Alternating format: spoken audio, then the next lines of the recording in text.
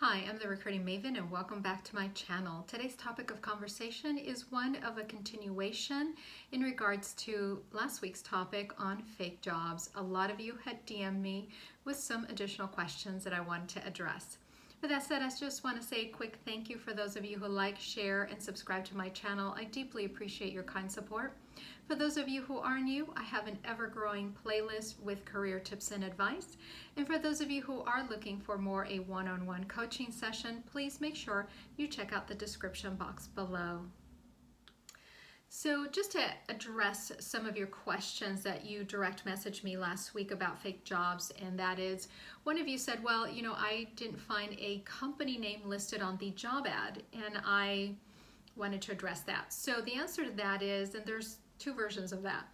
The first one would be, if you're in staffing, you certainly don't want your competition knowing who you're working with and what types of level of positions that you're working with. So when I was in staffing, I would not include ever a company name, especially if it was a high-level type of executive.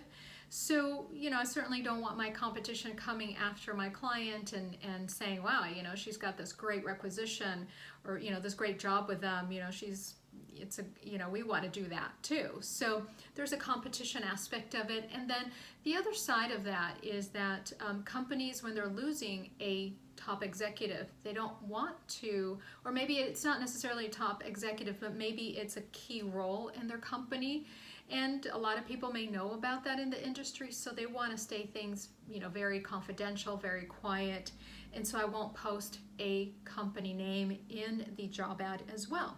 And that was from the staffing end of things. Now, on the corporate side, as some of you, were gracious enough to thank me for my new contract, when running a confidential type of search, again, it goes back to some issues of confidentiality and key employees leaving the company and that company not wanting to advertise that loss in a key position. So again, you're going to find that it's a little bit more of a vague conversation initially on the phone with that recruiter.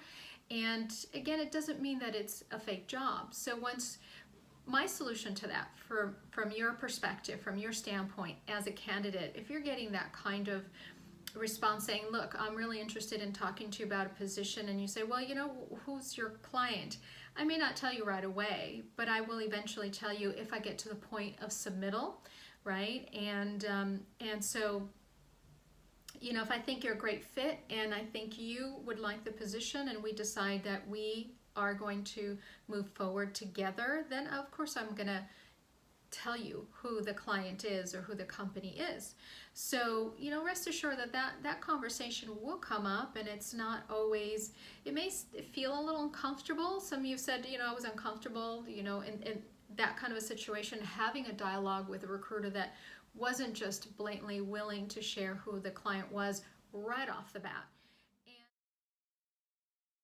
But just so you know, even if you're looking at a job description on a major job board or whatever, and there's a confidentiality type of listing, because I know that I have put, instead of company, I put confidential.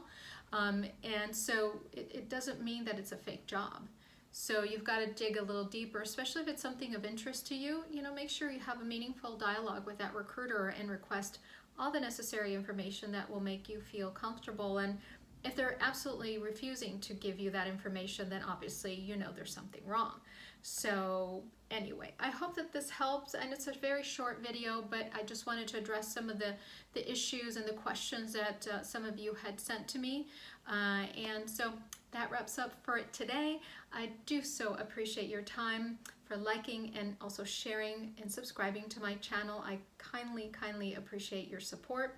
And hopefully you're having a great rest of your day and a great week ahead. Take care.